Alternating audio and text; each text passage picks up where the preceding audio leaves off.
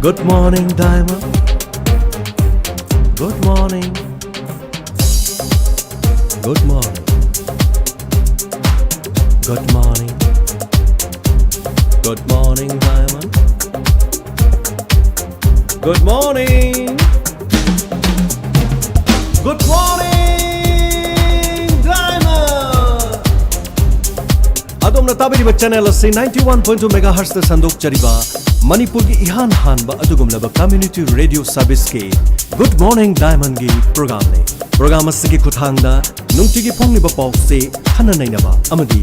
miyam gi pungning da phawbira pa pungning gi wakhalon bu aikoi mayam khana naina duna tanaminabagi adugumlaba akhanaba program hauzik lexare adom gi damakta Diamond radio na sandok chari Good morning, Diamond. Good morning. Good morning. Good morning, Diamond. Good morning.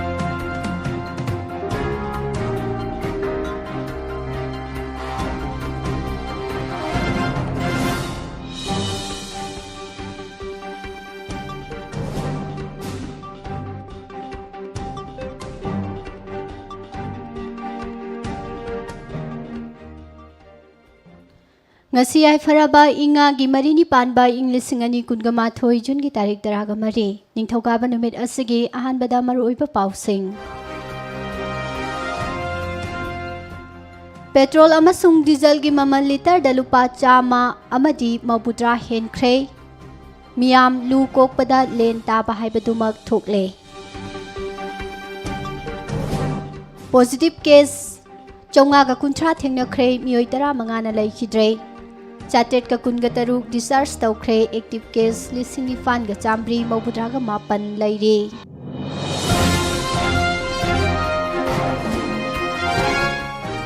nong dalandagi nungjaw sing ningkhairak padagi truck sing chatpa yakhidre hairi vegetable vendor grocery shop amadi wholesale dukan sing hangata banumi sing laukhorakle Manipur gi organic ki home air lifting tawduna mapanda thadokpa hokre hairi MA da ming salhanba ngamdrabadi VC pham thadu o haina aksugi maikidagi phongdorakle Minister na waithau patta khopsilakpa sing warning tawkhre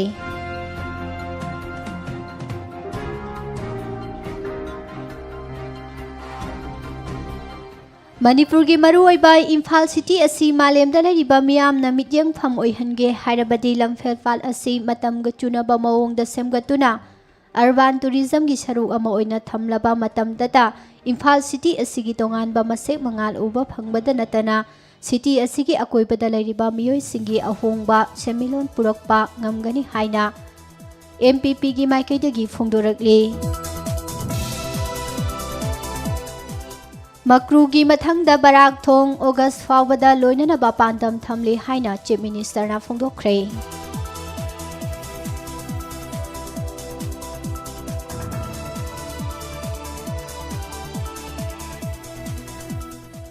Mukta manina sajaba khungup leibak tarada yonba ngamle hairi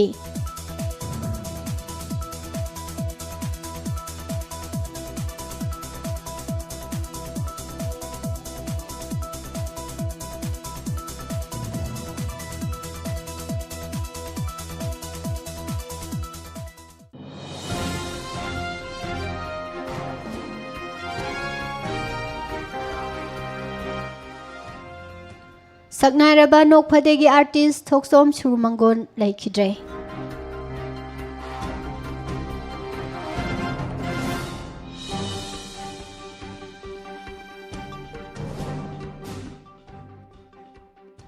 amadi paumi saija laikidabada awaba phongdoknarakle.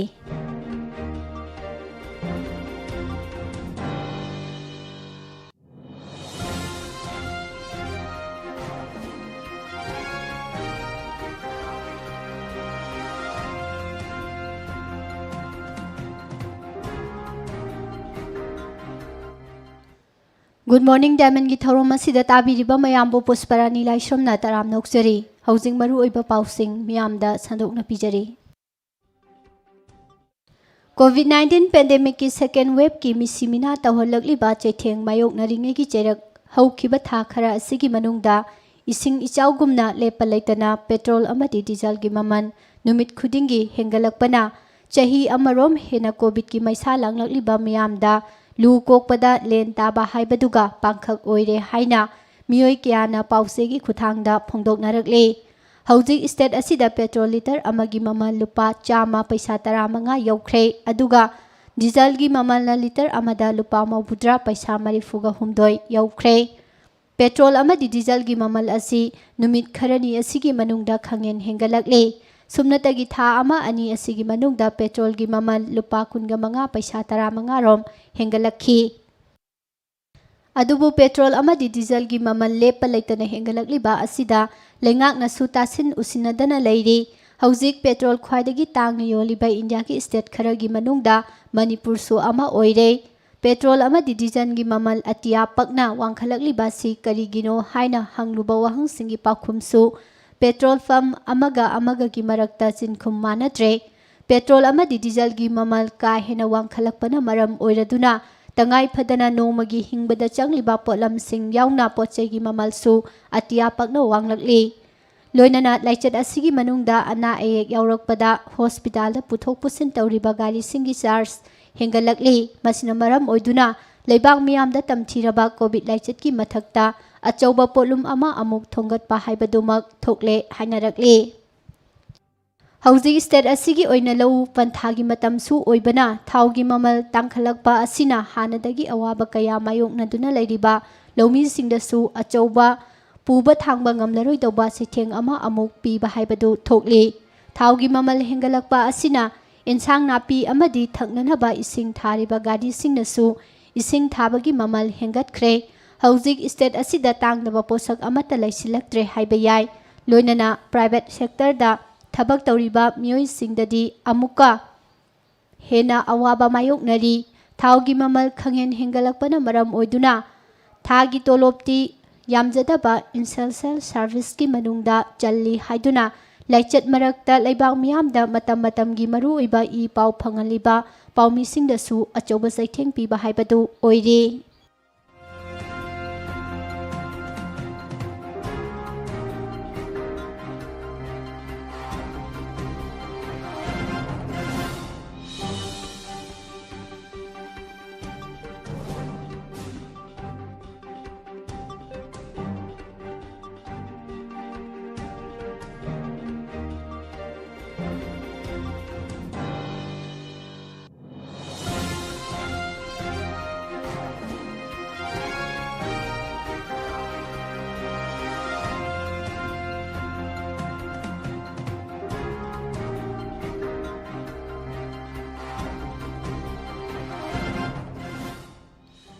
Manipur gi laijariba kangnaba National Highway khara khakki manungda maru oiba puksak lambi ama oiriba National Highway 37 Imphal jiribam lambi gi nung dalan maktada lambi ga tainariba chingi angamba saruktagi yamlaba nungjaw sing khangaudana ninkhairaktuna tasilakpadagi ngarang numidang wairam fawbada highway asida pot puba amasung pudaba makhal amatagi truck sing chathok chasin tawba yakhidre.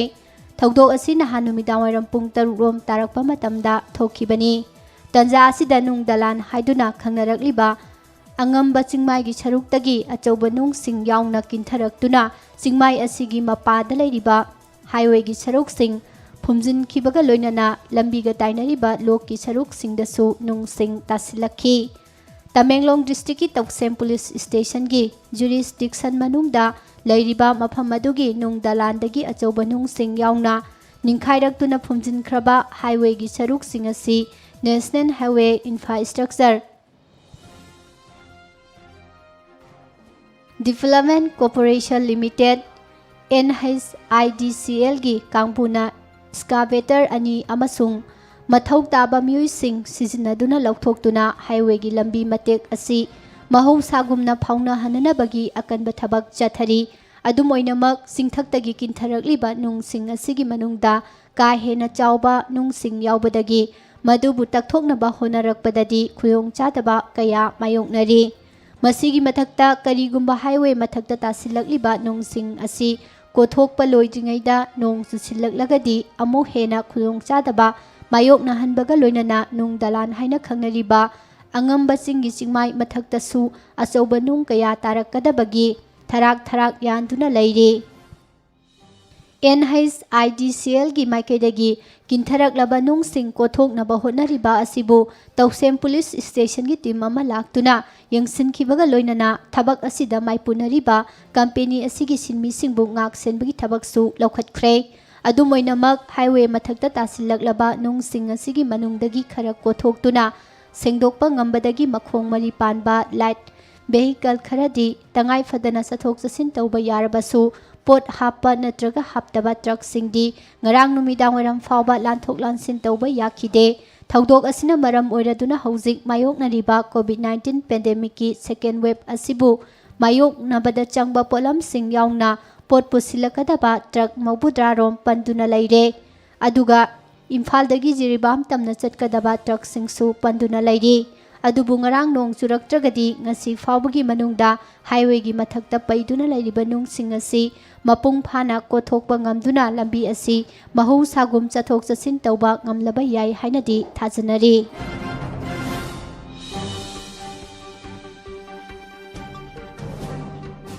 COVID-19 pandemic ki second wave mayok na duna laksinana bagidama government na laukhalakpa saksin thorang singi manung sana district tareta thamlakli ba curfew gi athingba sing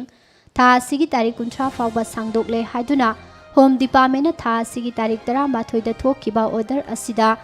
district sing asigi vegetable vendor grocery shop amadi wholesale dukan sing hangba yabagi numit amasung akaknaba pungpham sing lauthorakhidrabasu ngarang thadorakhiba order amagi matung ina hairiba vendor grocery shop amasung wholesaler sing hangba yabagi matam pirakle state disaster management authority gi state executive committee gi chairman su oriba chief secretary dr rajesh kumar na ngarang thadorakhiba order gi matung ina curfew gi athingba thamlakliba imphal west imphal east bisnupur thobal kaksing churachandpur amasung urkhul district ki oina vegetable vendor singna mafam sing asigi miyamna pochei leiba ngamnana bagidamak tha asigi tarik 13 tarik 18 tarik 19 15 amasung tarik 19 gi ayuk pung 8 tagi pung 10 fawgi manungda face mask uplaga mi amaga gi marakta phut taruk lapnana famduna vegetable vendor sing hangba yagani hairi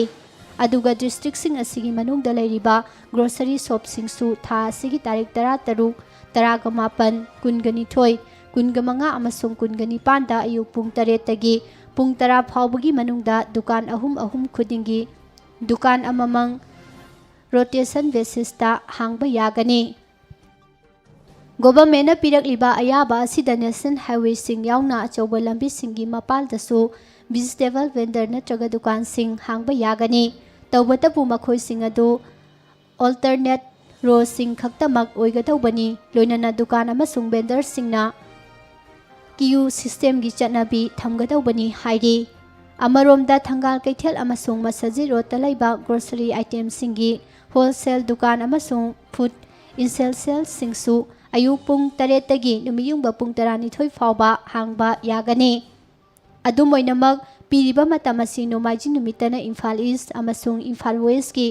retailer dukan singi damakta hangani ningthokaba numitana senapati kangpokpi amasung kamjong district ki oigani leipapokpa numitana bisnupur none amasung tamenglonggi oigani yumja kaisa numitana urkhul chandel amasung ferjolgi oigani haide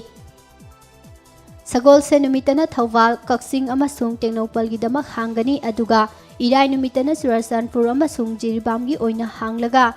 thangji numitana amohana imphal east amasung imphal west ta leiba retailer dukan singi damak hangba yagani haide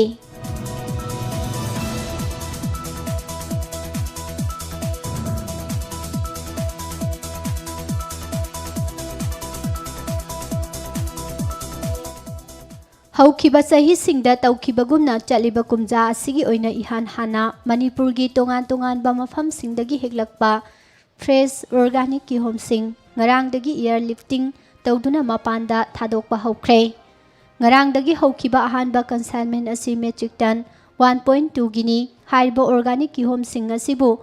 Gurgaon ꯑꯃꯁꯨꯡ ꯖꯣꯏꯄꯨꯔꯗ ꯏꯍꯥꯟ ꯍꯥꯟꯅ ꯊꯥꯕꯒꯤ ꯊꯧꯔꯝ ꯑꯁꯤ ꯉꯔꯥꯡ additional chief secretary B ꯕꯥꯏꯐꯩꯅ ꯏꯝꯐꯥꯜꯒꯤ Bir Tikendrajit international ꯑꯦꯌꯔꯄꯣꯔꯠꯇꯒꯤ ꯐ꯭ꯂꯦꯛ ꯑꯣꯐ ꯇꯧꯈꯤ꯫ Krushi Karma naturals private limited, ꯏꯝꯐꯥꯜꯅ ꯃꯅꯤꯄꯨꯔ ꯑꯣꯔꯒꯥꯅꯤꯛ ꯃꯤꯁꯟ ꯑꯦꯖꯦꯟꯁꯤ ꯃꯣꯃꯥꯒ ꯈꯨꯠꯁꯝꯅꯗꯨꯅ ꯌꯥꯝꯗ꯭ꯔꯕꯗ ꯃꯅꯤꯄꯨꯔꯒꯤ ꯑꯣꯔꯒꯥꯅꯤꯛ ꯀꯤꯍꯣꯝ ꯃꯦꯇ꯭ꯔꯤꯛ ꯇꯟ 250 ꯒꯨꯔꯒꯥꯎꯟ, ꯆꯥꯟꯗꯤꯒꯔ, ꯃꯨꯝꯕꯥꯏ, ꯗꯦꯜꯂꯤ, ꯕꯦꯡꯒ꯭ꯂꯣꯔ ꯑꯃꯁꯨꯡ ꯖꯣꯏꯄꯨꯔꯗ ꯊꯥꯗꯣꯛꯅꯕ ꯄꯥꯟꯗꯝ ꯊꯝꯂꯤ꯫ ꯊꯕꯛ ꯑꯁꯤꯅ ꯃꯅꯤꯄꯨꯔꯒꯤ ꯀꯤꯍꯣꯝ ꯊꯥꯔꯤꯕ ꯃꯤꯑꯣꯏ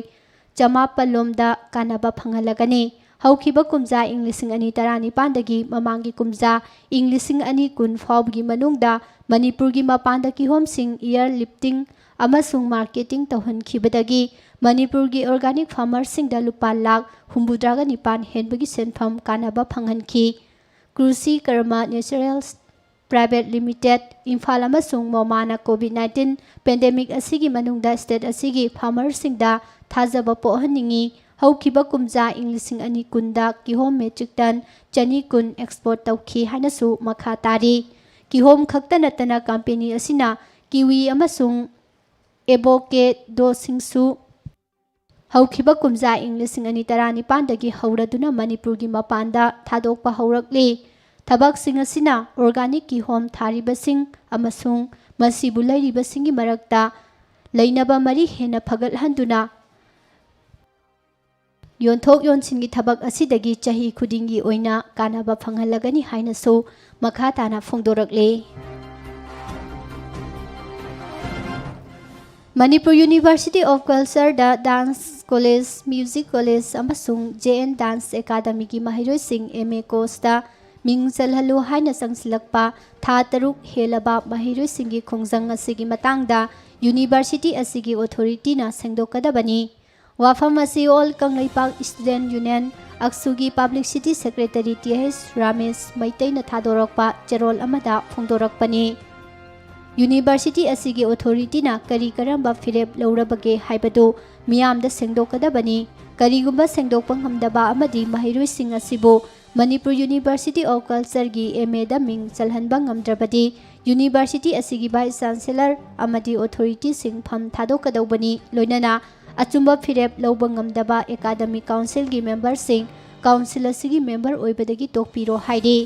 ꯋꯥꯔꯣꯏꯁꯤꯟ ꯄꯨꯔꯛꯄꯒꯤ ꯃꯍꯨꯠꯇ ꯅꯥꯊꯩꯗꯨꯅ ꯂꯣꯟꯅ ꯍꯨꯔꯥꯟ ꯂꯅꯥꯗ ꯌꯥꯝꯅ ꯄꯥꯡꯗꯕ ꯑꯃꯒꯤ ꯊꯧꯑꯣꯡꯗ ꯆꯦꯟꯕꯒꯤ ꯃꯔꯝ ꯀꯔꯤꯒꯤꯅꯣ ꯍꯥꯏꯅꯁꯨ ꯑꯣꯜ ꯀꯪꯂꯩꯄꯥꯛ ꯁ꯭ꯇꯨꯗꯦꯟꯠ ꯌꯨꯅꯤꯌꯟꯒꯤ ꯆꯦꯔꯣꯜ ꯑꯁꯤꯅ ꯍꯪꯂꯛꯂꯤ꯫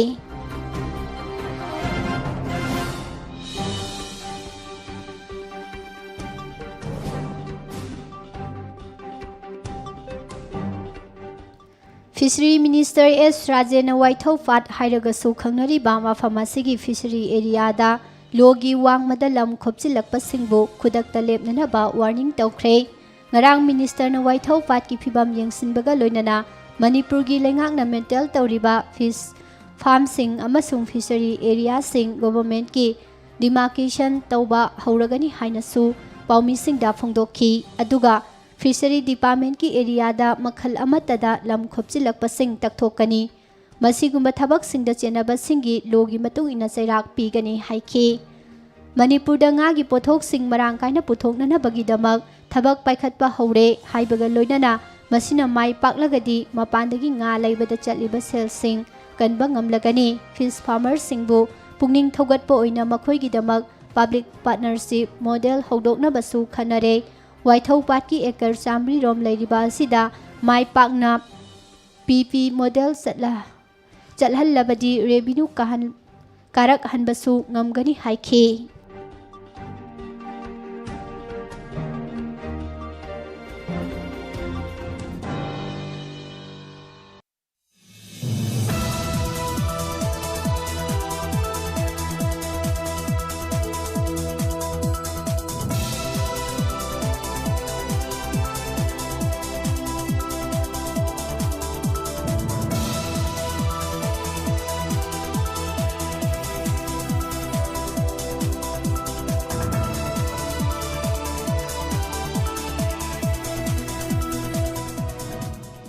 ꯃꯅꯤꯄꯨꯔꯒꯤ ꯃꯔꯨ ꯑꯣꯏꯔꯤꯕ ꯏꯝꯐꯥꯜ ꯁꯤꯇꯤ ꯑꯁꯤ ꯃꯥꯂꯦꯝꯗ ꯂꯩꯔꯤꯕ ꯃꯤꯌꯥꯝꯅ ꯃꯤꯠꯌꯦꯡꯐꯝ ꯑꯣꯏꯍꯟꯒꯦ ꯍꯥꯏꯔꯕꯗꯤ ꯂꯝꯐꯦꯜꯄꯥꯠ ꯑꯁꯤ ꯃꯇꯝꯒ ꯆꯨꯅꯕ ꯃꯑꯣꯡꯗ ꯁꯦꯝꯒꯠꯇꯨꯅ ꯑꯔꯕꯥꯟ ꯇꯨꯔꯤꯖꯝꯒꯤ ꯁꯔꯨꯛ ꯑꯃ ꯑꯣꯏꯅ ꯊꯝꯂꯕ ꯃꯇꯝꯗꯇ ꯏꯝꯐꯥꯜ ꯁꯤꯇꯤ ꯑꯁꯤꯒꯤ ꯇꯣꯉꯥꯟꯕ ꯃꯁꯦꯛ ꯃꯉꯥꯜ ꯎꯕ ꯐꯪꯕꯇ ꯅꯠꯇꯅ ꯁꯤꯇꯤ ꯑꯁꯤꯒꯤ ꯑꯀꯣꯏꯕꯗ ꯂꯩꯔꯤꯕ ꯃꯤꯑꯣꯏꯁꯤꯡꯒꯤ ꯑꯍꯣꯡꯕ ꯁꯦꯟꯃꯤꯠꯂꯣꯟ ꯈꯔ ꯄꯨꯔꯛꯄ ꯉꯝꯒꯅꯤ꯫ ꯋꯥꯐꯝ ꯑꯁꯤ ꯃꯅꯤꯄꯨꯔ ꯄꯤꯄꯜꯁ ꯄꯥꯔꯇꯤ MPPꯒꯤ ꯚꯥꯏꯁ ꯄ꯭ꯔꯁꯤꯗꯦꯟꯠ ꯗꯣꯛꯇꯔ ꯑꯦꯁ ꯏꯕꯣꯝꯆꯥꯅ ꯊꯥꯗꯣꯔꯛꯄ ꯆꯦꯔꯣꯜ ꯑꯃꯗ ꯐꯣꯡꯗꯣꯔꯛꯄꯅꯤ꯫ ꯆꯦꯔꯣꯜ ꯑꯁꯤꯅ ꯃꯈꯥ ꯇꯥꯅ ꯍꯥꯏ ꯎꯔꯤꯄꯣꯛ ꯑꯁꯤ ꯏꯝꯐꯥꯜ ꯁꯤꯇꯤꯒꯤ ꯃꯌꯣꯜꯗ ꯂꯩꯕ ꯑꯦꯁꯦꯝꯕ꯭ꯂꯤ ꯀꯣꯟꯁꯇꯤꯇ꯭ꯌꯨꯑꯦꯟꯁꯤ ꯑꯃꯅꯤ ꯑꯗꯨꯒ ꯂꯝꯐꯦꯜꯄꯥꯠ ꯍꯥꯏꯔꯤꯕꯁꯤꯒꯤ ꯃꯅꯨꯡ ꯆꯟꯕ ꯃꯐꯝꯁꯤꯡꯗ ꯒꯣꯚꯔꯟꯃꯦꯟꯠꯀꯤ ꯂꯣꯏꯁꯪ ꯀꯌꯥ ꯁꯥꯒꯠꯂꯛꯄ ꯑꯃꯁꯨꯡ ꯂꯅꯥꯏ ꯃꯤꯑꯣꯏ ꯀꯌꯥꯅ ꯃꯌꯨꯝ ꯃꯀꯩ ꯁꯥꯖꯤꯜꯂꯛꯄꯅ ꯃꯔꯝ ꯑꯣꯏꯔꯒ ꯂꯝꯐꯦꯜꯄꯥꯠꯀꯤ ꯃꯍꯧꯁꯥꯒꯤ ꯁꯛꯇꯝ ꯀꯥꯏꯍꯜꯂꯛꯇꯨꯅ ꯅꯣꯡ ꯈꯔ ꯆꯨꯕꯒ ꯏꯁꯤꯡ ꯏꯆꯥꯎ ꯊꯣꯛꯇꯨꯅ ꯎꯔꯤꯄꯣꯛ ꯑꯦꯁꯤꯒꯤ ꯃꯤꯌꯥꯝꯅ ꯑꯋꯥꯕ ꯃꯥꯌꯣꯛꯅꯔꯤ꯫ ꯁ꯭ꯇꯦꯠ ꯑꯁꯤꯒꯤ ꯂꯩꯉꯥꯛ ꯄꯥꯏꯈꯤꯕ ꯀꯣꯡꯒ꯭ꯔꯦꯁꯅ ꯂꯝꯐꯦꯜꯄꯥꯠ ꯁꯦꯝꯒꯠꯅꯅꯕ ꯂꯝ ꯑꯦꯀꯔ 100 ꯈꯥꯛꯂꯦ ꯍꯥꯏꯅ ꯂꯥꯎꯊꯣꯛꯂꯝꯂꯒ ꯄꯥꯠ ꯑꯁꯤꯕꯨꯗꯤ ꯁꯦꯝꯒꯠꯄꯤꯔꯝꯗ꯭ꯔꯦ꯫ BJP ꯂꯩꯉꯥꯛꯀꯤ ꯆꯤꯞ ꯃꯤꯅꯤꯁꯇꯔ N. ꯕꯤꯔꯦꯟꯅꯁꯨ ꯂꯝꯐꯦꯜꯄꯥꯠꯇ ꯑꯦꯀꯔ 100 ꯆꯥꯎꯕ ꯄꯥꯠ ꯑꯁꯤ ꯁꯦꯝꯒꯠꯂꯒꯅꯤ ꯂꯥꯎꯊꯣꯛꯈ꯭ꯔꯕꯁꯨ ꯊꯕꯛꯇ ꯑꯣꯟꯊꯣꯛꯄꯒꯤ ꯃꯃꯤꯗꯤ ꯎꯗ꯭ꯔꯦ꯫ ꯂꯝꯐꯦꯜꯄꯥꯠ ꯑꯁꯤ ꯑꯔꯕꯥꯟ ꯇꯨꯔꯤꯖꯝꯒꯤ ꯐꯖꯔꯕ ꯄꯥꯠ ꯑꯃ ꯑꯣꯏꯅ ꯁꯦꯝꯒꯠꯄꯗ ꯂꯝ ꯑꯦꯀꯔ 100 ꯈꯛꯇꯪꯅ ꯐꯖꯕ ꯋꯥꯠꯀꯅꯤ꯫ ꯂꯝꯐꯦꯜꯄꯥꯠꯇ ꯂꯩꯔꯤꯕ regional institute of medical sciences RIMS ꯑꯃꯁꯨꯡ ꯁꯦꯟꯇ꯭ꯔꯦꯜ ꯑꯦꯒ꯭ꯔꯤꯀꯜꯆꯔꯦꯜ ꯌꯨꯅꯤꯚꯔꯁꯤꯇꯤ CAU ꯈꯛꯀꯤ ꯂꯝꯁꯤꯡ ꯈꯥꯛꯂꯝꯂꯒ ꯑꯇꯩ ꯂꯝꯐꯦꯜꯄꯥꯠꯀꯤ ꯂꯝꯁꯤꯡ ꯑꯌꯥꯝꯕ ꯄꯥꯠ ꯑꯃ ꯑꯣꯏꯅ ꯁꯦꯝꯒꯠꯄꯗ ꯌꯥꯎꯍꯟꯅꯤꯡꯉꯤ꯫ ꯂꯥꯡꯒꯣꯜ ꯆꯤꯡꯁꯥꯡ ꯑꯁꯤꯁꯨ ꯔꯤꯒꯨꯂꯔ ꯐꯣꯔꯦꯁ ꯑꯣꯟꯊꯣꯛꯂꯒ ꯂꯝꯐꯦꯜꯄꯥꯠꯇ ꯂꯩꯔꯤꯕ ꯒꯣꯚꯔꯟꯃꯦꯟꯠ ꯂꯣꯏꯁꯪꯁꯤꯡ ꯈꯨꯗꯤꯡꯃꯛ ꯆꯤꯡ ꯑꯁꯤꯗ ꯊꯝꯅꯕ ꯄ꯭ꯂꯥꯟ ꯑꯃ ꯂꯩꯉꯥꯛꯅ ꯇꯧꯍꯟꯅꯤꯡꯉꯤ꯫ National institute of technology NIT ꯑꯁꯤꯁꯨ ꯃꯅꯤꯄꯨꯔꯒꯤ ꯆꯤꯡꯒꯤ ꯁꯔꯨꯛꯁꯤꯡ ꯑꯣꯏꯔꯤꯕ ꯋꯥꯏꯊꯧ ꯆꯤꯡꯒꯣꯜ ꯅꯠꯇ꯭ꯔꯒ ꯉꯥꯔꯤꯌꯥꯟ ꯆꯤꯡꯒꯣꯜꯅꯆꯤꯡꯕꯗ ꯊꯝꯕꯅ ꯐꯖꯕ ꯍꯦꯟꯒꯅꯤ ꯍꯥꯏꯅꯁꯨ ꯃꯈꯥ ꯇꯥꯅ ꯐꯣꯡꯗꯣꯔꯛꯂꯤ꯫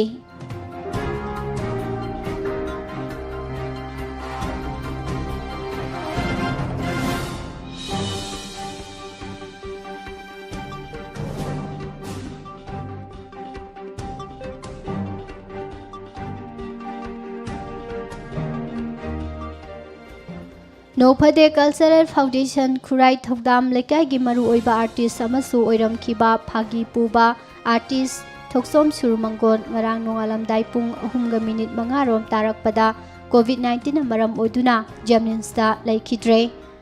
ꯃꯥꯔꯆꯀꯤ ꯇꯥꯔꯤꯛ 1 ꯏꯪ 1938ꯗ ꯊꯧꯕꯥꯜ ꯈꯦꯇ꯭ꯔꯤ ꯂꯩꯀꯥꯏꯗ ꯄꯣꯛꯈꯤꯕ TH ꯁꯨꯔꯃꯪꯒꯣꯟꯒꯤ ꯂꯣꯏꯅꯕꯤ ꯑꯃꯁꯨꯡ ꯃꯆꯥꯅꯨꯄꯤ 2 ꯂꯩꯍꯧꯔꯤ꯫ ꯃꯍꯥꯛ ꯅꯨꯃꯤꯠ 4-5ꯔꯣꯝꯒꯤ ꯃꯃꯥꯡꯗꯒꯤ ꯑꯔꯨꯝ ꯂꯥꯏꯍꯧ ꯇꯧꯕꯒ ꯂꯣꯏꯅꯅ ꯂꯣꯛ ꯊꯨꯡꯂꯛꯄꯗꯒꯤ ꯔꯦꯄꯤꯗ ꯑꯦꯟꯇꯤꯖꯦꯟ ꯇꯦꯁ ꯇꯧꯔꯨꯕꯗ COVID-19 ꯄꯣꯖꯤꯇꯤꯚ ꯑꯣꯏꯔꯝꯕꯗꯒꯤ ꯅꯍꯥꯟ ꯅꯨꯡꯊꯤꯜ ꯖꯦꯝꯅꯤꯝꯁꯇ ꯑꯦꯗꯃꯤꯠ ꯇꯧꯗꯨꯅ ꯂꯥꯌꯦꯡꯂꯛꯈꯤꯕꯅꯤ꯫ ꯃꯍꯥꯛꯅ ꯂꯩꯈꯤꯗꯕꯗ ꯅꯣꯡꯐꯗꯦ ꯀꯜꯆꯔꯦꯜ ꯐꯥꯎꯟꯗꯦꯁꯟꯒꯤ ꯁꯦꯀ꯭ꯔꯦꯇꯔꯤꯁꯨ ꯑꯣꯏꯔꯤꯕ ꯅꯣꯡꯐꯗꯦ ꯁꯦꯔꯤꯁꯀꯤ ꯄ꯭ꯔꯣꯗ꯭ꯌꯨꯁꯔ ꯑꯃꯁꯨꯡ ꯗꯥꯏꯔꯦꯛꯇꯔ ꯊꯧꯗꯥꯝ ꯔꯣꯍꯤꯅꯤ ꯀꯨꯃꯥꯔꯒꯤ ꯃꯥꯏꯀꯩꯗꯒꯤ ꯊꯃꯣꯏ ꯁꯣꯛꯅ ꯑꯋꯥꯕ ꯐꯣꯡꯗꯣꯔꯛꯄꯒ ꯂꯣꯏꯅꯅ ꯃꯍꯥꯛꯀꯤ ꯏꯃꯨꯡꯒꯤ ꯑꯋꯥꯕꯗꯁꯨ ꯊꯃꯣꯏ ꯁꯦꯡꯅ ꯁꯔꯨꯛ ꯌꯥꯔꯛꯂꯤ꯫ ꯑꯃꯔꯣꯝꯗ Manipur state film development society MSFDSꯀꯤ ꯁꯦꯀ꯭ꯔꯦꯇꯔꯤꯅ ꯊꯥꯗꯣꯔꯛꯄ ꯆꯦꯔꯣꯜ ꯑꯃꯗꯁꯨ ꯃꯃꯤꯡ ꯂꯩꯔꯛꯂꯤꯕ ꯀꯣꯃꯦꯗꯤꯌꯟ TH ꯁꯨꯔꯃꯪꯒꯣꯟꯅ ꯂꯩꯈꯤꯗꯕꯗ ꯑꯋꯥꯕ ꯐꯣꯡꯗꯣꯔꯛꯂꯤ꯫ ꯃꯍꯥꯛ ꯂꯩꯈꯤꯗꯕ ꯑꯁꯤ ꯃꯅꯤꯄꯨꯔꯤ ꯁꯤꯅꯦꯃꯥꯒꯤ ꯑꯆꯧꯕ ꯃꯥꯡꯖꯕ ꯑꯃꯅꯤ ꯍꯥꯏꯔꯗꯨꯅ ꯃꯍꯥꯛꯅ ꯍꯤꯡꯂꯤꯉꯩꯗ ꯃꯅꯤꯄꯨꯔꯤ ꯐꯤꯆꯔ ꯐꯤꯜꯝ 10ꯒꯤ ꯃꯊꯛꯇ ꯀꯨꯝꯂꯝꯈꯤ꯫ ꯂꯣꯏꯅꯅ ꯀꯨꯝꯖꯥ ꯏꯪ 2018ꯗ ꯄꯨꯊꯣꯛꯈꯤꯕ ꯃꯅꯤꯄꯨꯔꯤ ꯐꯤꯜꯝ ꯂꯨꯁꯤ ꯊꯣꯏꯕꯤꯒꯤ ꯄ꯭ꯔꯣꯗ꯭ꯌꯨꯁꯔ ꯋꯥꯍꯦꯡꯕꯝ ꯕꯁꯟꯇꯅ ꯂꯩꯈꯤꯗꯕꯗꯁꯨ ꯁꯣꯁꯥꯏꯇꯤ ꯑꯁꯤꯒꯤ ꯃꯥꯏꯀꯩꯗꯒꯤ ꯑꯋꯥꯕ ꯐꯣꯡꯗꯣꯔꯛꯂꯤ꯫ ꯂꯩꯈꯤꯗ꯭ꯔꯕ ꯃꯤꯑꯣꯏ 2ꯕꯨ ꯅꯤꯡꯁꯤꯡꯂꯗꯨꯅ ꯄꯦꯂꯦꯁ ꯒꯦꯠꯇ ꯂꯩꯕ ꯁꯣꯁꯥꯏꯇꯤ ꯑꯁꯤꯒꯤ ꯀꯝꯄ꯭ꯂꯦꯛꯁꯀꯤ ꯃꯅꯤꯄꯨꯔꯤ ꯁꯤꯅꯦꯃꯥ ꯃꯦꯃꯣꯔꯤꯌꯦꯜꯗ ꯀꯦꯟꯗꯜ ꯊꯥꯟꯗꯨꯅ ꯉꯔꯥꯡ ꯑꯋꯥꯕ ꯐꯣꯡꯗꯣꯛꯈ꯭ꯔꯦ꯫ ꯂꯣꯏꯅꯅ ꯍꯧꯖꯤꯛ ꯐꯥꯎꯕꯗ ꯂꯩꯈꯤꯗꯕ ꯃꯅꯤꯄꯨꯔꯒꯤ ꯐꯤꯜꯝ ꯀꯝꯃꯨꯅꯤꯇꯤꯒꯤ ꯃꯤꯑꯣꯏ 9 ꯁꯨꯈ꯭ꯔꯦ꯫ ꯃꯤꯑꯣꯏꯁꯤꯡ ꯑꯁꯤ ꯊꯣꯛꯆꯣꯝ ꯁꯨꯔꯃꯪꯒꯣꯟ, RK ꯕꯤꯗꯨꯔ, ꯋꯥꯍꯦꯡꯕꯝ ꯕꯁꯟꯇ, ꯗꯣꯛꯇꯔ ꯊꯤꯌꯥꯝ ꯁꯨꯔꯦꯁ, ꯏꯔꯣꯃꯩꯄꯥꯛ ꯍꯦꯝ ꯑꯊꯣꯛꯄꯝ, ꯁꯒꯣꯜꯁꯦꯝ ꯔꯣꯃꯤꯌꯣ ꯃꯩꯇꯩ ꯑꯃꯁꯨꯡ MK ꯖꯤꯠꯅꯤ ꯍꯥꯏꯔꯤ꯫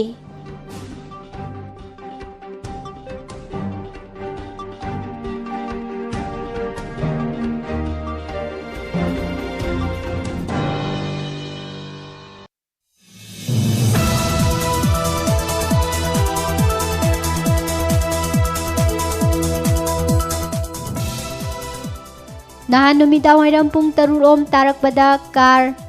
MN01 AK 9300 da lakiba more 1 number 3 dagi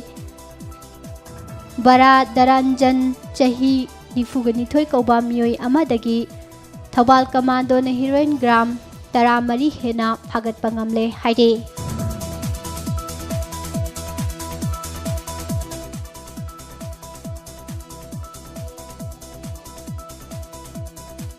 Nungtigi pause ajagi reporter correspondent Thotsang Saiza chahi nifugataru urkhulna COVID-19 na maram oiduna naha numidang Jemins talai kidabada Manipur Hill Journalist Union na thamoi songna awaba phongdorakle Kurkhul awang laikai dagi Honda Activa MN01 Z 9337 huran kibana ha ani naha numidang sangmai police na Gariga konana fagat kre fagat labasingdi kanto awang laikai dagi naurem dingku chahi kunga humdoi apokpa prem amasung irom lakishan chahi tara taret apokpa romeni haide Sar thol dagi ibotomba chahi kunga nipan Hema Babu kauba BDF personnel amadagi yamlaba tablet lising mariga konana Lal Pani area dagi Lakhipur Police Station gi personnel singna phagatpa ngamle haide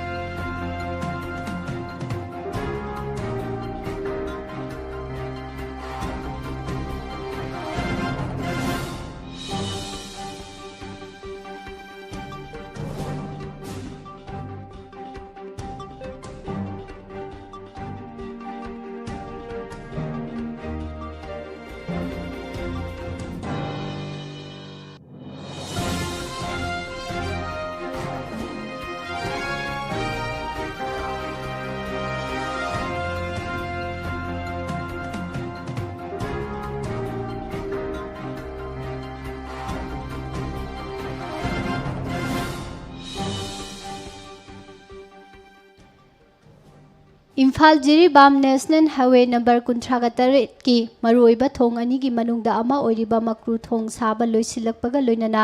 atopa maruiba thong ama oiriba barak thong su lakliba August tha manungda loisinana ba pandam thamli haina Chief Minister N Birena phongdokre Chief Minister N Birena mahaki social media account da upload tawrakpa post amada palliba wafamdi makru thong gi mathangda hauzik Lengaki midyang asi barak thong da thamli barak thong sagadoriba asigidamak Deputy Commissioner Jiribam Hamadi SP Jiribam na ngasidagi hogduna logistic amadi material support piba hauragani loinana Deputy Commissioner Tamenglong amadi SP Tamenglong na thong sagadoriba mafam asigi ngak senanaba security yauna atai tangai padabasing yangsinanaba chinakre Irang thongidamang None District Deputy Commissioner amadi SP na yangsinbaga loinana logistic yauna atai tangai phadaba masaksing ngasidagi piba hauragani haina palli wafam asi thongsing asi sabagi thabak tawriba company singdagi su khangankhre lamdam asigi civil society organization sing amadi miyamna thong asi matam sana loisinana ba honabada mapung phana mateng pangbinana ba appeal tawri barak thong asi August tha fawbada loisinana ba pandam thamli haina su palli matam sangna national highway asida thong yadabana maram oiraga gari lathok lansin tawbada khulong chadaba kaya mayok narambadu makru thong saba loisilakpa barak thong saba loisilakpa asina khara makhaidi ningsa hondokpagi phibamda laklabani makru thong asi lakliba Jungi tarik tara mangada sanganana ba pandamda thabak changsilabasu thong asi truck lanba yabagi matam adu yauraba matungda sangagani haina Chief Minister na phongdokhiba laikhrabani kumjai English ani tara taret ki October gi tarik tara ni thoida leisa iratpa thauram pangthoktuna saba horakhiba thong ani asi NHIDCL gi makhada Bhartiya infra project ꯂꯤꯃꯤꯇꯦꯗꯅ ꯁꯥꯕꯒꯤ ꯊꯕꯛ ꯂꯧꯈꯠꯇꯨꯅ ꯂꯥꯛꯈꯤꯕꯅꯤ꯫ ꯕꯔꯥꯛ ꯊꯣꯡ ꯁꯥꯕꯗ ꯆꯪꯒꯗꯕ ꯑꯄꯨꯟꯕ ꯁꯦꯟꯐꯝ ꯂꯨꯄꯥ ꯀ꯭ꯔꯣꯔ 58,00,000 ꯑꯃꯗꯤ ꯁꯥꯕ ꯂꯣꯏꯈ꯭ꯔꯕ ꯃꯀ꯭ꯔꯨ ꯊꯣꯡꯒꯤ ꯑꯣꯏꯅ ꯂꯨꯄꯥ ꯀ꯭ꯔꯣꯔ 93,69,000 ꯆꯪꯕꯒꯤ ꯆꯥꯡꯗ ꯄꯥꯔꯒ ꯁꯥꯕ ꯍꯧꯒꯠꯂꯛꯈꯤꯕꯅꯤ꯫ ꯍꯥꯏꯔꯤꯕ ꯁꯦꯟꯐꯝ ꯑꯁꯤ ꯀꯨꯝꯖꯥ ꯏꯪ 2019ꯗ ministry of road transport and ꯍꯥꯏꯋꯦꯁꯅ ꯁꯦꯡꯁꯟ ꯇꯧꯔꯛꯈꯤꯕꯅꯤ ꯍꯥꯏꯅꯁꯨ ꯃꯈꯥ ꯇꯥꯅ ꯐꯣꯡꯗꯣꯔꯛꯂꯤ꯫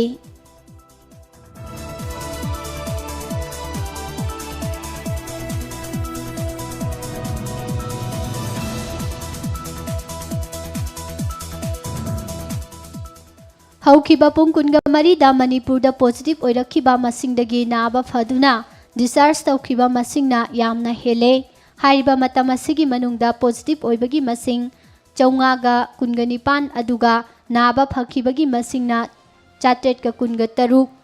ꯀꯣꯚꯤꯗ-19 ꯀꯃꯟ ꯀꯟꯇ꯭ꯔꯣꯜ ꯔꯨꯝꯅ ꯊꯣꯛꯈꯤꯕ ꯆꯦꯔꯣꯜ ꯑꯃꯒꯤ ꯃꯇꯨꯡ ꯏꯟꯅ ꯍꯧꯈꯤꯕ ꯄꯨꯡ 24ꯗ ꯄꯣꯖꯤꯇꯤꯚ ꯑꯣꯏꯔꯛꯈꯤꯕ ꯃꯤꯑꯣꯏ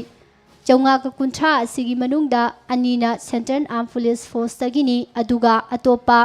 529ꯅ ꯖꯦꯅꯔꯦꯜ ꯄꯣꯄꯨꯂꯦꯁꯟꯅꯤ꯫ ꯃꯁꯤꯒꯤ ꯃꯅꯨꯡꯗ ꯅꯨꯄꯥꯅ 260 ꯑꯗꯨꯒ ꯅꯨꯄꯤꯅ 269ꯅꯤ꯫ IDSPꯒꯤ ꯔꯤꯄꯣꯔꯠ ꯃꯇꯨꯡ ꯏꯟꯅ ꯉꯔꯥꯡ ꯃꯤꯑꯣꯏ 5,058 ꯇꯦꯁ ꯇꯧꯕꯗ ꯃꯤꯑꯣꯏ 530 ꯄꯣꯖꯤꯇꯤꯚ ꯑꯣꯏꯔꯛꯈꯤꯕꯅꯤ꯫ ꯉꯔꯥꯡ ꯄꯣꯖꯤꯇꯤꯚ ꯑꯣꯏꯔꯛꯈꯤꯕ ꯃꯁꯤꯡ ꯑꯁꯤ ꯍꯥꯞꯆꯤꯜꯂꯕ ꯃꯇꯨꯡꯗ ꯁ꯭ꯇꯦꯠ ꯑꯁꯤꯗ ꯀꯣꯚꯤꯗ-19 ꯄꯣꯖꯤꯇꯤꯚ ꯑꯣꯏꯕ ꯃꯤꯒꯤ ꯑꯄꯨꯟꯕ ꯃꯁꯤꯡ 58,952 ꯌꯧꯈ꯭ꯔꯦ꯫ ꯃꯁꯤꯒꯤ ꯃꯅꯨꯡꯗ ꯖꯦꯅꯔꯦꯜ ꯄꯣꯄꯨꯂꯦꯁꯟꯒꯤ 53,632 ꯑꯃꯁꯨꯡ ꯁꯦꯟꯇ꯭ꯔꯦꯜ ꯁꯦꯀ꯭ꯌꯨꯔꯤꯇꯤ ꯄꯔꯁꯅꯦꯜ 3,863 ꯌꯥꯎꯔꯤ꯫ ꯆꯠꯂꯤꯕ ꯖꯨꯟꯒꯤ ꯇꯥꯔꯤꯛ 9ꯗꯒꯤ ꯅꯍꯥꯟ ꯖꯨꯟꯒꯤ ꯇꯥꯔꯤꯛ 12 ꯐꯥꯎꯕꯗ ꯇꯦꯁ ꯄꯣꯖꯤꯕꯤꯂꯤꯇꯤꯒꯤ ꯔꯦꯠ ꯑꯁꯤ ꯌꯥꯝꯅ ꯍꯟꯊꯔꯨꯔꯕ ꯇꯨꯡꯗ ꯉꯔꯥꯡꯗꯤ 10.48 ꯌꯧꯅ ꯍꯥꯏꯒꯠꯂꯛꯈ꯭ꯔꯦ ꯍꯥꯏꯔꯤ꯫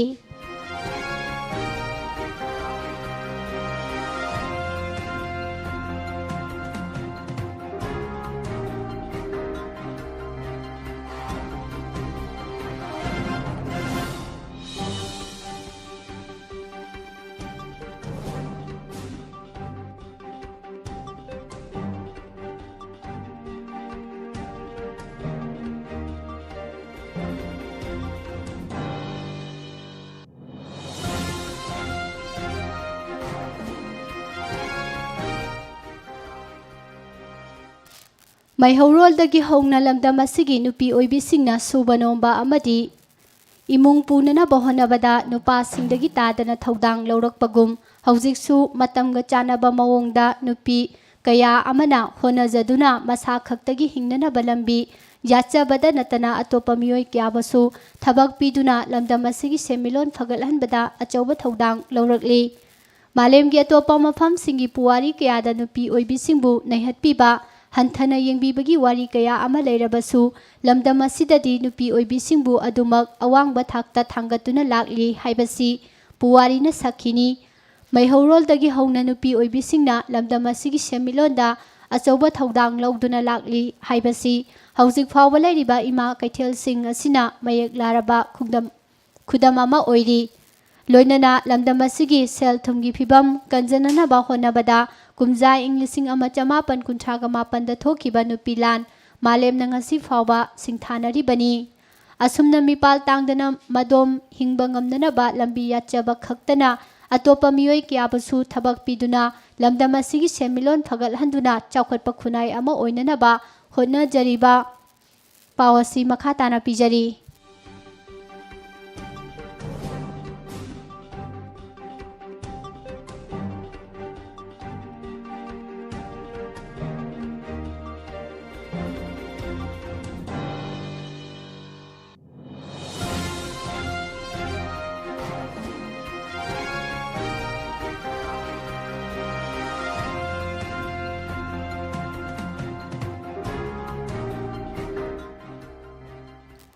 ꯅꯨꯄꯤ ꯑꯣꯏꯕꯤꯁꯤꯡꯒꯤ ꯃꯔꯛꯇ ꯃꯨꯛꯇꯥ ꯁꯨꯒꯤ ꯄ꯭ꯔꯣꯚꯥꯏꯗꯔ ꯃꯣꯏꯔꯥꯡꯊꯦꯝ ꯃꯨꯛꯇꯥꯃꯅꯤꯁꯨ ꯑꯃꯅꯤ ꯍꯥꯏꯕ ꯌꯥꯏ꯫ ꯃꯇꯝ ꯑꯃꯗ ꯃꯍꯥꯛꯀꯤ ꯄꯤꯛꯂꯤꯕ ꯃꯆꯥꯅꯨꯄꯤꯅ ꯁ꯭ꯀꯨꯜ ꯆꯠꯄꯗ ꯇꯣꯡꯅꯅꯕ ꯈꯣꯡꯎꯞ ꯂꯩꯅꯅꯕ ꯁꯦꯜ ꯂꯩꯇꯕꯗꯒꯤ ꯁꯥꯝꯇꯨꯒꯤ ꯂꯪ ꯑꯃꯗꯤ kata sizinaduna masana khungup londuna masada tonghanki ngasidi mahaki khungup makhal adu malemgi miyamna yamna pamnaba khungup makhal ama oiduna India gi tongan ba state singda khaknatana malemgi laibak tara henbada yonba ngamle Moirangthem Muktamani Kumjai English ama chamapan humfugi December ki tarik tara manga da kaksing phausupat leikaida Moirangthem Saitaina amadi Moirangthem ongbi Pemchawigi masanupi oina pokhi masagi sahi tara taruk lom churakpa Kumjai English ama chamapan humbudraga tarukta kaksing Moirangthem leikaida leiba Khetrimayum Naranda yum palaktuna machanupi ahum amadi machanupa amagi mama oiki matam amada masagi tongnanaba khungup phawba leiba ngamlamdabadagi haujikti malemda sakhangnaраklaba khungup saba company amagi mapu oiribi Muktamaniga akhanana unaruba amada yum palaba tungda senthok lambi ningthina leitabana maram oiduna mapuroibana lau subada mateng khara pangba amadi matamgi phisalon sa tawduna hingnana bahonaraki yamna ngana yum palakpa oibana metric amadi 12 ki examination su yum palaba matungda thaki tungda mahaki manamadagi katana khong moja amadi tupina singba lon batamki asumna samtugi langna moja amadi tupina singba londuna yonba horakhibani mahaki machanupi yaima aduna class 4 tamlakpa matamda school sappada tongnanaba khungup leiba ngamdabadagi hanagi malaba segairaba khungup adugi khuga lauduna samtugi lang sizinaduna khungupki mawongda lolaga tonghanki masida sunatana machanupine school satpada punanaba lairik khausu mahangna lonki Masanupina tongliba khungup amadi khaw adu ubadagi school gi oja amana mahaki masanupi gi su lonbi nana baharaki matamadugi asigumba khutna lonba khungup asi yonbada miyamna pamnaba posak ama oigani haiba khangba ngamlakhibani leita lairagi saitheng asi kharada oirabasu kokpa ngamnana bakhanduna sinfam asida mapung phana onsin bahuraki kaksing kaithel da leiba khungup photpa Mujida chatuna khungup semba sabada changba khusu khulai amadi khuga oinanaba labarna singba singloksiduna masana khungup ama mapung phana sajaba haurakhi hainasu mahangna makha tana phongdorakhi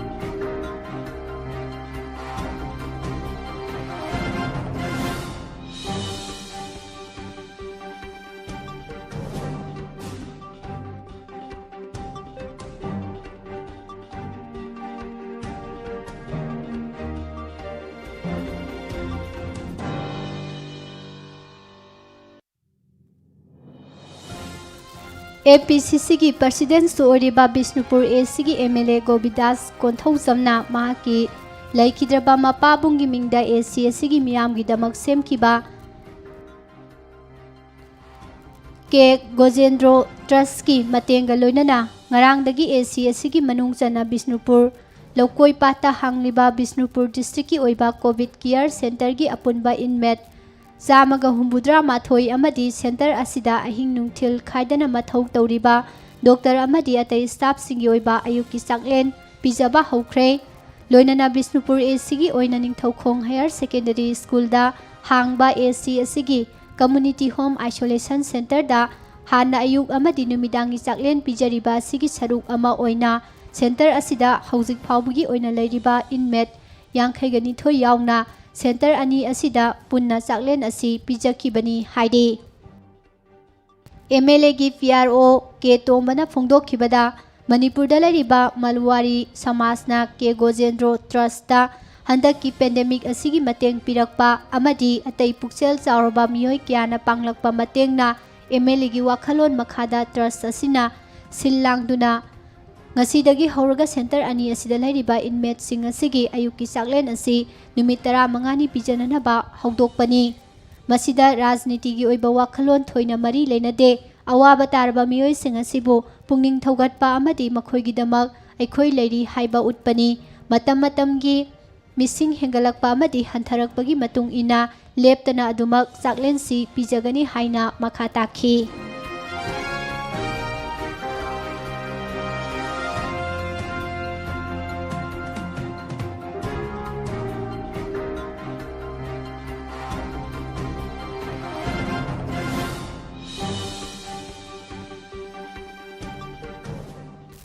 Hauze mo mapangi oiba pau kharadang bijari.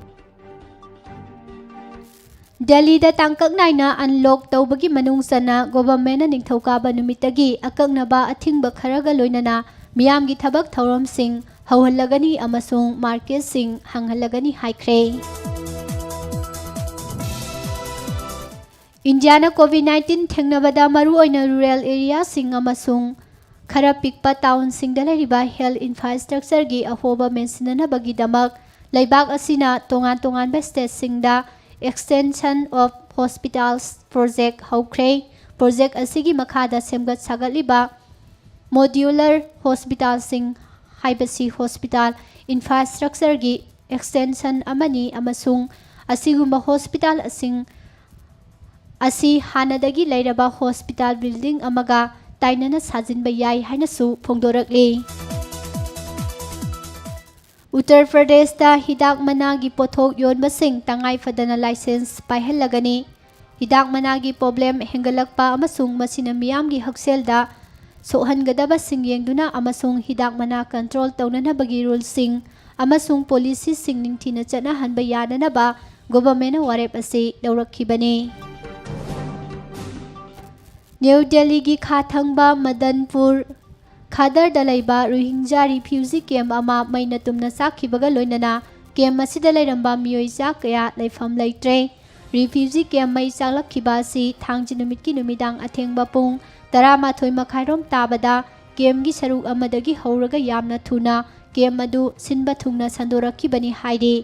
ngai haki manungda center 59 ut on khi hairi mahulangpok asida mi shiba madi aso pan yaukide masi tharaga kumjai inglising ani tarani pandagi haujik phawada refugee camp asida mai chalak libasi anirak sukhre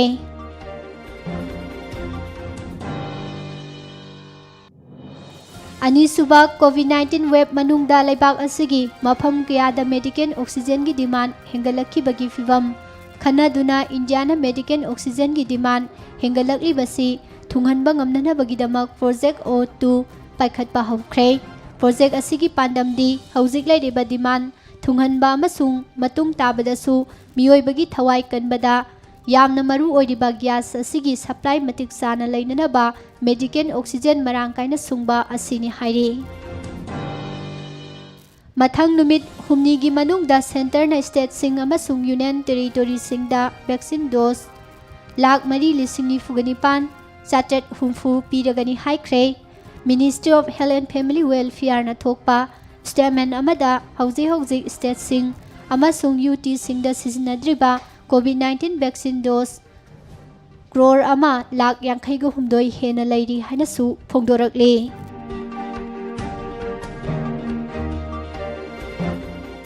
Human trafficking gi mayokta chatharakpa India da Lona yadaba maungda sanglakhiba Sri Lanka macha 39 phagatle Sri Lankan sing asi irai numita Bengaluru amasung masigi akoiba mafam singda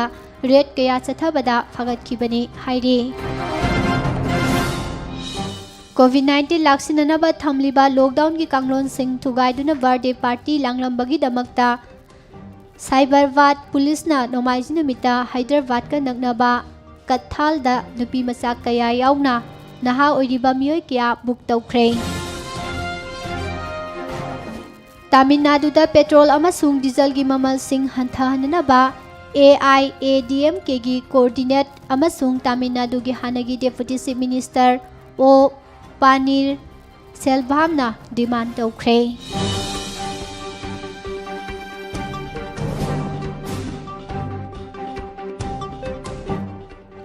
Lower Assam gi Dhubri district ki manung sanba Bir Singh Sar village da sakhangdaba singna san sangu ama lona yadaba mawongda yumthangnariba leibak Bangladesh da punanaba honarambadagi kanba ngamkhre hairi.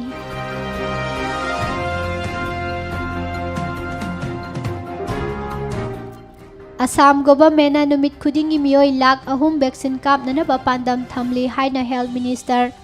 Kesap Mahantana thangsi numita lauthokre pandam asi phangba ngamnanabagidamakta government team lising ani semle haina su health minister na lauthokre. Passenger singi demand hengalakpana maram oiduna North East Frontier Railways na Guwahati dagi tongan ba mafam singda yogadaba ahenba special train mari service haunanaba warep laure hairi. Mizoram gi capital Aizawl gi Thampui locality da leiba yum ama nong kana chubana maram oiduna ningkhairakkhibada nupi macha ahum yauna imung amagi angang mari leikhidre. Laibak asigi awang nompok thangba state singi oina ahan boina Mizoram da COVID-19 laina laichana ngarang miyoi amata sihan khidre haina health department ki maikidagi phongdorakkibaga loinana haukiba pung kunga mari ki manungda state asida COVID-19 gi anoba case sahum ngani fu taruk khaktamak thengnakhre hairi.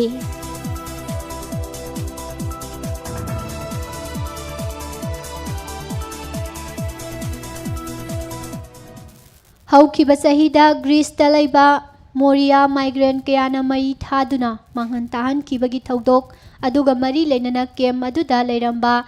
Afghan migrant mari sahi taragi oina jail gi phadok pikhre haina official singna phongdokre. Tunisia gi konung Tunista ngarang naha oriba miyoi cha kaya thoglaktuna police na working class family gi miyoi singda sathariba kahenba thabak thawong singadu yaningdaba phongdoktuna rally chatkhre hairi. Numit kharani ki mamangda working class family gi miyoi ama police custody da sikhraba matung ngarang hongnaruba tawdana miyamna ihau asi haurakhibani. Khongjang asida saruk yakiba miyam sing asina police tamna chai nung amadi ising bottle na singba langsinki hairi. Police na sumyam ki khongjang adubu laksinana bahonabada tear gas cell kaya kapki loinana miyoi kaya detain tawduna su thamki hairi. Afghanistan da hana US amadi NATO na deploy tawduna leiramba makhoi gi troop sing amu hana lauthokpa haukraba matung Afghan government force na mateng pinanaba leihoriba si Turkey khaktamak ngaire haina Turkey gi president Recep Tayyip Erdogan na phongdokhibaga loinana haujingmaki oinadi Turkey na makhoi gi troop sing Afghan dagi lauthokpagi wafam leitri hana su phongdokre. Central Chinese city da gas pipe ama pokhairakpagi thaudokta miyoi 12 leikhidabaga loinana miyoi Samaga kuntragani pana asok apan nanghankhre haina state media report amana phongdorakkibaga loinana asokpa singi manungda kharagi phibam luna lairi hairi.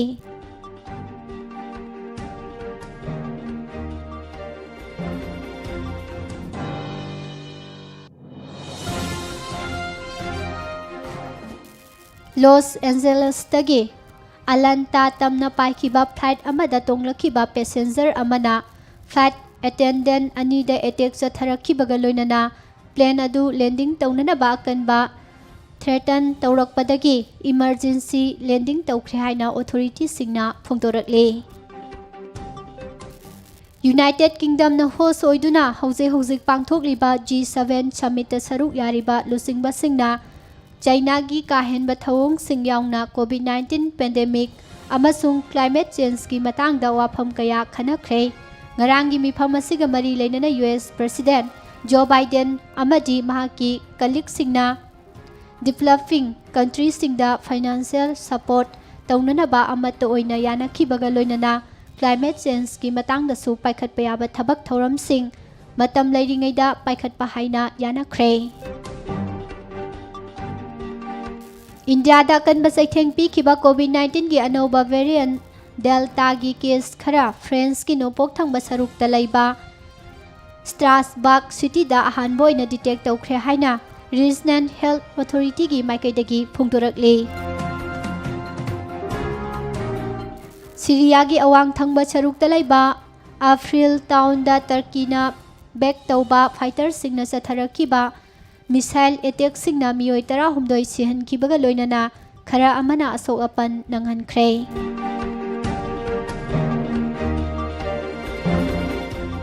मियोय मरी तोंगबा याबा sight seeing plane अमा France की अवांग थंगबा सरुकता कायखिबगी थौदोकता मियोय अहुम लैखिद्रे हाइरे। Ivory coast की अवांग थंगबा सरुकता चटलगा लैबा Burkina फासोगा ताइनाबा ngamkhai saruk manakta police amadi security force singna makhoi rutil wak pangthoknana bagidama gari thauduna lakhibada explosive device amada thengjinuna pokhairakpagi thaudokta police officer ama amasung lanmi ani laikhidre haire।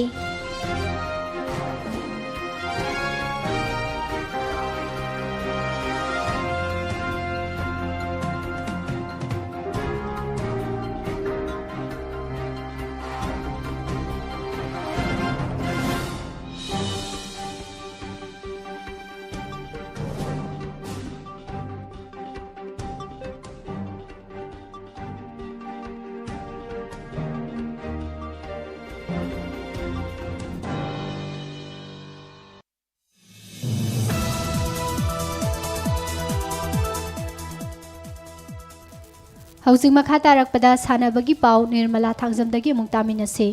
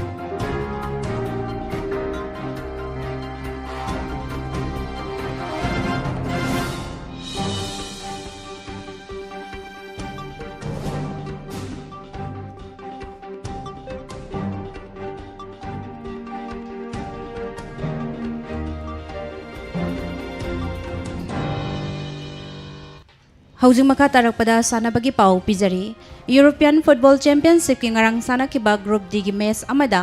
England ना क्रोएशियाबु अमा शुइनोदा माइथिबा पीख्रे। ngarang अथेंगमदा सानखिबा group D की match अमदा रशियाबु बेल्जियम ना अहुम शुइनोदा थोइख्रे।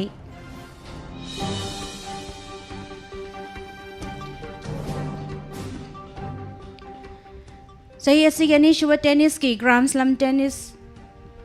टूर्नामेंट ओरिबा फ्रेंच ओपन टेनिस टूर्नामेंट की नुपागे सिंगल्स की कांगलुपता सर्बिया की नोवाक जोकोविच ना टाइटल लौब ngamkhre aduga ngarang anganbada sanakhiba nupi की डबल्स की कांगलुपता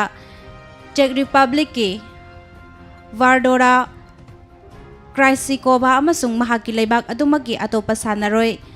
कैटरीना सिनियाकोवाना champion ओइख्रे।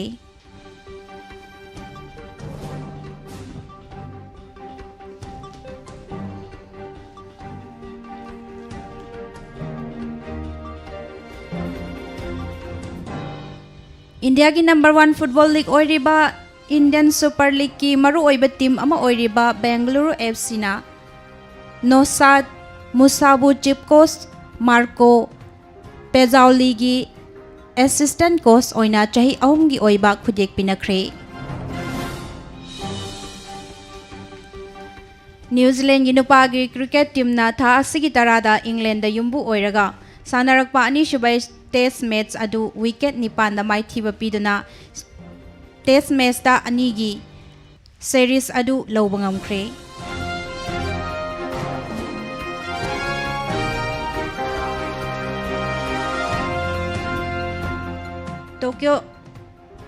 Tokyo Olympic Games da saruk yagadoriba India gi table tennis sanaroi sing Haryana gi Sonipat da chatliba tha asidagi training chatharagani hairi. July thada Sri Lanka da match taruk ki oiba white ball cricket tourna saruk yagadaba India gi sanaroi sing na Sri Lanka yaudringai da Mumbai da numit 13 ni gi oiba quarantine tawduna leigadori hairi. Euro 2020 ngarang Denmark na yumbu oiraga leibak adugi konung Copenhagen da leiba Parken Stadium da Group B gi ahanba round gi match amada yumbu leibak aduna Finland ga sanaringai ahanba half loiramdai da Denmark ki sanaroi Christian Eriksen wantaraki loinana team adugi doctor na attend tawkhibada mahaki mihun leptuna leiramki hairi.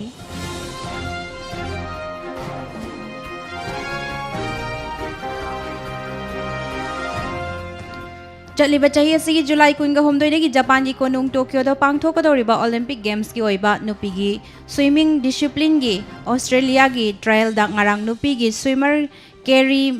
Makion na meter chama gi backstroke event ta world record thugaiba ngamkhre.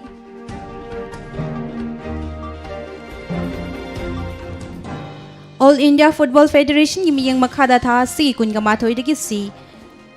certificate pairaba course singi oiba online refresher course ama pangthokadoriba sida yauningba course singna application pishin ba adu course education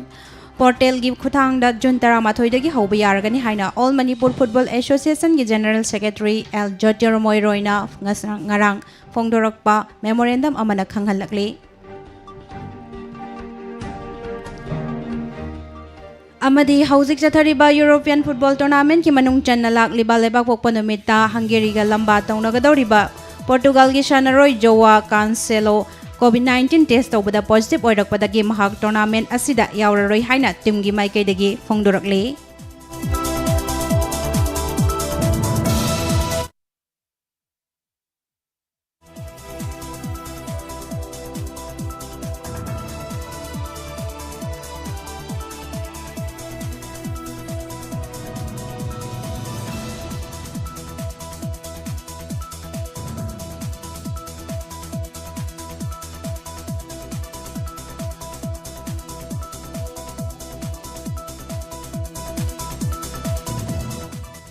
Thagachari Nirmala losilakpada maruoiba pau amukana.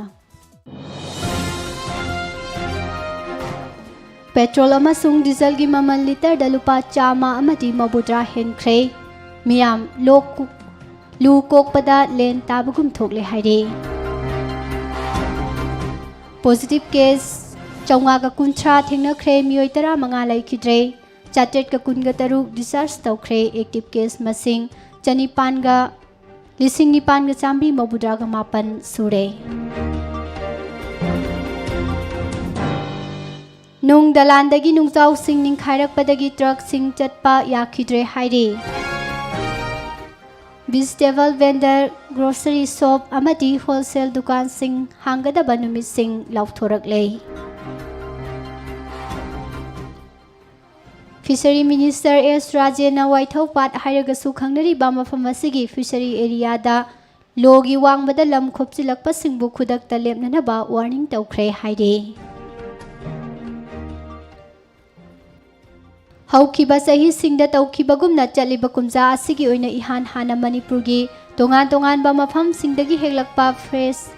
organic ki home sing ngarangdagi airlifting tawduna mapanda thadokpa hokre.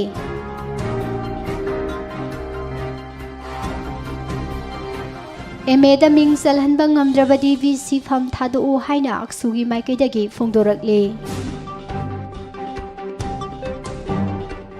Manipur gi maru oiriba Imphal City asi malemda lairiba miyamna midyang pham oihange hairabadi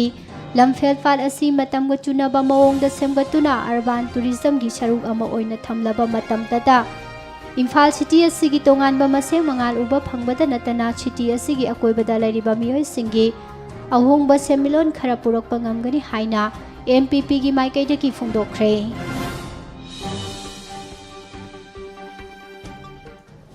ꯃꯀ꯭ꯔꯨꯒꯤ ꯃꯊꯪꯗ ꯕꯔꯥꯛ ꯊꯣꯡ August ꯐꯥꯎꯕꯗ ꯂꯣꯏꯅꯅꯕ ꯄꯥꯟꯗꯝ ꯊꯝꯂꯤ ꯍꯥꯏꯅ chief ꯃꯤꯅꯤꯁꯇꯔꯅ ꯐꯣꯡꯗꯣꯔꯛꯂꯤ꯫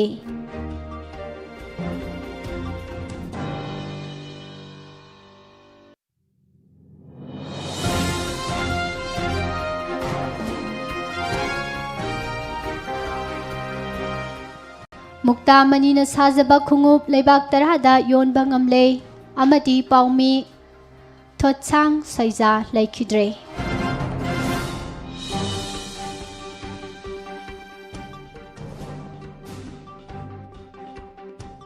ꯂꯣꯏꯅꯅ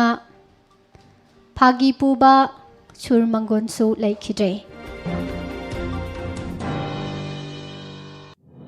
ꯄꯤꯖꯔꯤꯕ ꯄꯥꯎꯁꯤꯡ ꯑꯁꯤꯒ ꯂꯣꯏꯅꯅ ꯍꯧꯖꯤꯛꯀꯤ ꯑꯣꯏꯅꯗꯤ ꯅꯨꯡꯇꯤꯒꯤ ꯐꯣꯡꯂꯤꯕ ꯄꯥꯎꯆꯦꯁꯤꯡꯗꯒꯤ ꯂꯧꯊꯣꯛꯆꯕ ꯃꯔꯨꯑꯣꯏꯕ ꯄꯥꯎꯁꯤꯡ ꯃꯤꯌꯥꯝꯗ ꯄꯤꯖꯕ ꯂꯣꯏꯁꯤꯟꯖꯔꯤ꯫